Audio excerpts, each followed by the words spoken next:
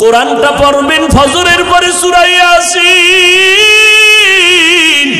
জোহরের নামাজের পরে সূরাতুর রহমান তেলাওয়াত করবেন, আসরের নামাজের পরে আম্মা ইয়াতাসাআলুন, মাগরিবের নামাজের পরে সূরা ওয়াকিয়া তেলাওয়াত করবেন, এশার নামাজের পরে সূরা মুলুক তেলাওয়াত করবেন। আপনার ঘর ফেরেশতারা পাহারা দিবে, আপনার ঘরে কোনোদিন চোর ডাকাত আসবে না, আপনার স্বামীর কামাই রুজিতে কোনোদিন অভাব লাগবে না। সূরা ইয়াসিনটা পড়া ভুলিয়েন না রে আম্মা জান। কপাল খারাপ, দুনিয়ার সব কিছুই শিখলেন, কোরআন পড়া শিখলেন না।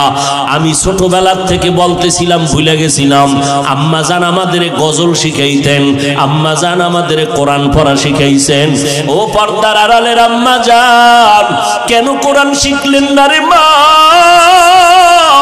কোরআনের মতো আর এত মধুর তেলাওয়াত কই পাইবেন? ও পর্দার আড়ালের আম্মা জান, ওই আম্মা জান আয়েশার মতো আপনারাও নারী। নবী বলেন, আয়েশা আমি কান্না করার কারণ হাসরের ময়দানের কঠিন কথা আমার মনে পড়ে গেল। আম্মা জান আয়েশা বলেন, কেমন কঠিন? নবী বলতেছেন, আয়েশা এই জমিনটা হবে কিয়ামতের মাঠ, হাসরের ময়দানে সমস্ত নারী পুরুষ উলঙ্গ আল্লাহর আদালতে দাঁড়াবে। আল্লাহ পাক গরম মেজাজ নিয়ে কুদরতের আওয়াজ দিয়ে বলবেন, লিমানিল মুলকুল ইয়াউম।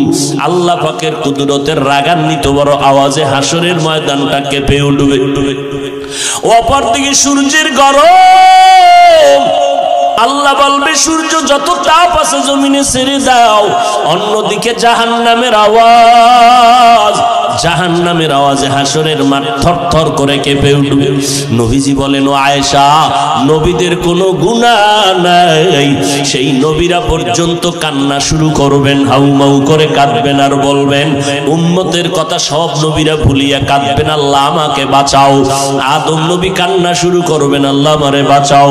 মুসা নবী কান্না করবেন, আল বলবেন, আল্লাহ আমারে বাঁচাও। সূর্যের গরম সহ্য করা যায় না, জাহান্নামের আওয়াজ কানের মধ্যে নেওয়া যায় না। এমন এক কঠিন পরিস্থিতির মধ্যে ইব্রাহিম নবী কাঁদবেন আর বলবেন, আল্লাহ আমারে বাঁচাও। একজন নবী উম্মতের কথা কেউ স্মরণ করবেন না। আম্মা জান আয়েশা বলেন, নবী তখন আপনি তো দু জাহানের সরদার, রহমতের নবী, আপনি তখন কি করবেন? আম্মা জানকে নবী বলেন, ও আয়েশা ওই সময় আমি কোন উম্মতের কথা নিজের চিন্তা বাদ দিয়া আমি আল্লাহর দরবারে মাকামে মাহমুদে সিজদায় পড়ে কাঁদব আর বলবো, আল্লাহ আমার উম্মতের বাঁচাও, আমার উম্মতের বাঁচাও। আমি একবারও আমাকে বাঁচানোর কথা বলবো না, আমি আমার মেয়েকে বাঁচাও বলবো না, আমি আমার স্ত্রীকে বাঁচাও বলবো না, আমি বলবো, আল্লাহ আমার উম্মতের বাঁচাও। আম্মা জান আয়েশা বলেন, আপনার কান্নার পরে কি হবে? আল্লাহ বা নবী বলেন, ও আয়েশা তখন আমার আল্লাহর অন্তরে মায়ার জোশ আসিয়া যাবে।